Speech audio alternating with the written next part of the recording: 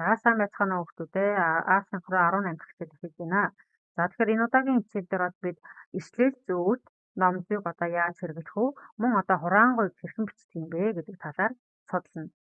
За эшлэл зүйд номжийн хураангуй гэж юу гэх юм бэ гэхээр ном өгүүллээс баримт болгож авсан оруулгыг бол эшлэл гэнэ.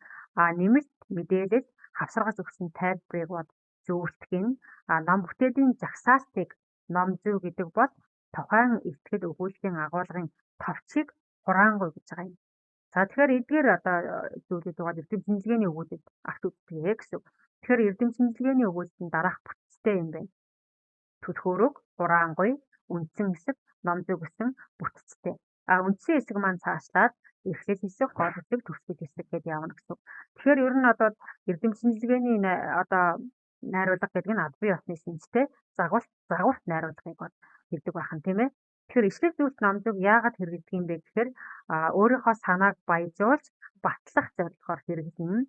Дээрээс нь бусдын бүтээлийг ашиглаж байгаа учраас эшлэл зүйлс их сурвалжийг бол заавал тэмдэглэх ёстой гэсэн.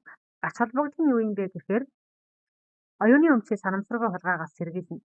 За мөн дээрээс нь тэр одоо бичиж байгаа хүн хэр одоо тэг гүнзгий уншиж судалсан бэ гэдгийг бас харуулж байгаа хэлбэр гэсэн. Дээрээс нь өөрийнхөө санааг тэр хүний хэм бэ гэдгийг баталж байгаа хэлбэр. Мөн одоо уншигчдад цаашид шаардлагатай мэдээллийг олоход дэмжлэг болгоо гэсэн. За тэгэхээр бүтээл их сурвалжийг тэмдэглэдэг нэг юм нийтлэг 3 арга байна. Ямар 3 арга байна гэхээр бичвэр дотор оруулж бичнэ. Үүнийг эшлэл гэж үзэх гэдэг юм тийм ээ. За тухайн хуудасны доод хэсэгт бол оруулж бичнэ. Үүнийг бол зөвлөлт тайлбар гэж үзнэ. За бичвэрийн төгсгөлд оруулж болно. Үүнийг бид ном зүй гэж хэлэх гэдэг юм тийм ээ. За тэгвэл их сурвалж гэж юу хэлэх юм бэ гэхээр иш татаж оруулж байгаа тэр тухайн хэсэг маань хэн гэдэг зохиолчийн хэдэн онд хэвлүүлсэн ямар бүтээлээс авсан бэ гэдгийг баталж харуулж байгаа хэсэг юм. Тэгвэл иш татах гэж юу хэлэх гээд байна гэхээр бичиж байгаа зүйлдээ бусад хүний нөгөө бүтээлээс хэсэгчилж аваад оруулж байгаа учраас үүнийг бол шууд иш татах гэдэг юм. Бусдын санааг дурдж тайлбарласан байвал дам иш татах гэж хэлж байгаа юм. За бичгтээ тэр ашиглаж байгаа зарим хэлц, хариуг, за газар усны нэр, хүний нэр, он цаг, эдвэлгийн зүйл, зан заншил гэх мэтийн нэмэлт тайлбар одоо шаардсан байх юм бол тэр хэсгийг тусгайлан тайлбарладаг хэсэг бол зөвлөлт тайлбар. За ингээд бичгтээ ашигласан иш татсан зохиол бүтээлээ жагсааж бичсэн хэсгийг бол ном зүй гэх гэдэг юм тийм ээ. Тэгэхээр энэ ном зүйг бол тусгай стандартын дагуу бичдэг. Цагаан толгойн дараалал ингэж бичдэг гэсэн үг. За тэгвэл яаж тэмдэглэх юм бэ те? Бичгтээ яаж тэмдэглэх юм гэхээр за зүйлсийг бол ингэж тэмдэглэн зүйлсийн тэмдэг юм те тухайн бичвэр дээрээ ингээ одны тэмдэг тавьчих байна. За эшлэл бол хашилтад хэм. Хашилтад дотор тэр тухайн хүний бүтээлээс судалгаа нотолгооноос аваад ингээд хашилтан дотор хийгээд ингэж үзчихээ гэж тэмдэглэсэн байна гэх мэтээр оруулна. Ном зүйг бодоод ирэхээр дараах дэлгэцээр харуулж байгаа ачлан хин гэдэг бүтээл зохиогчийн хэний бүтээл нь хэдэн онд хаана хийж гарсан гэдгээс шалтгаалаад ингээд цагаан толгойн дараалалаар ингэж оруулж өгнө гэсэн. За ингээд зүйлтийн тайлбарыг бол хамгийн доод хэсэгт нь нөгөө тэмдэглэгээ бичиж байгаа тайлбар хэсгээ ингээд оруулж өгдөг. Ийм одоо зүйл байна. За тэгэхээр энэ тухай бүрт нь шаардлага тавина. Тэгэхээр эшлэлд ямар шаардлагатай байна гэхээр заавал хашилтанд хэм. Хэрвээ нөгөө эшлэл маань 40-оос дээш үгтэй болчих юм бол хашилтад хийхгүйгээр догол мөрөөс тусгайлан бичнэ гэсэн үг тийм ээ. За тэгвэл их сурвалжийг яаж тэмдэглэх юм гэхээр энэ эшлэлээ хаана оруулсан байна? Тэр газраас их сурвалжийг заавал дурдах ёстой гэсэн үг байна. За зүйлс тайлбар бодоод ирэхээр тэр тайлбар, засвар, залруулга, нэмж судлах материалуудын талаарх дэлгэрэнгүй тайлбар өгөх ёстой байна гэж үзэх юм бол тэр тохиолдолд зүйлс тайлбарыг хэрэглэнэ гэсэн үг. За ном зүй жагсаахын одоо шаардлага нь энэ байна. Цагаан толгойн дараалал тийм ээ.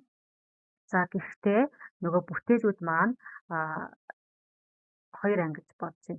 Монгол хэл болон орос хэлээр бичсэн их сурвалжуудыг нэг тусна, англи хэл болон бусад одоо хэлээр бичсэн их сурвалжуудыг тусна. Гэхдээ цагаан толгойн үсгийн дараалал. За одоо мөн хууль, эрх зүйн баримт бичиг, шашны одоо тэргүүн их сурвалжуудыг дурдах юм бол мөн л адил цагаан толгойн үсгийн дараалал. За мөн түүнчлэн одоо зохиогчийн овгон тодорхой биш, овгийг нь их сурвалжид хэрэглээгүй.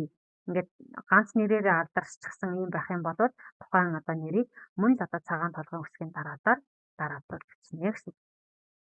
За хураангуй буюу абстракт гэж юу хэлэх юм бэ гэхээр одоо юу гэдгийг хураан одоо удирдахад арга зүй, үр дүн, дүгнэлт гэсэн энэ дөрвөн хэсгийн дараа ороод зүгдэг юм хэсэг байх нь шүү дээ. Өөрөөр хэлбэл энэ дөрвийг дүгнэлт бичсэн хэлбэр гэж болно. 4-5 өгүүлбэр байхад болно гэсэн үг. За тэгэхээр энэ хураангуйг ер нь бол хүн уншаад энэ одоо хэсгээс иш татаж авах уугүй юу гэдгээ шийддэг гэсэн үг байна. Тэгэхээр хураангуйд одоо 4-5 өгүүлбэр байхад болно.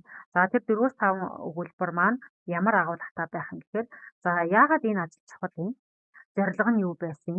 Тэгээд зорилгынхаа төлөө ямар судалгаа хийсэн? Ямар үр дүн гарсан? Тэгээ онцлог нь юу юм бэ гэсэн энэ 5 асуултанд одоо хариулт өгөхөөр бичсэн байх ёстой гэсэн үг байна шүү дээ.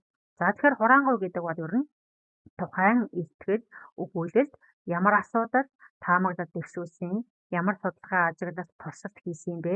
Түүнийхээ үндсэн дээр одоо асуудал таамаглалаа хэрхэн шийдвэрлэсэн гээд дүгнэлт гаргасан тэр цогцыг болоод агуулгыг хураангуй гэх гэдэг.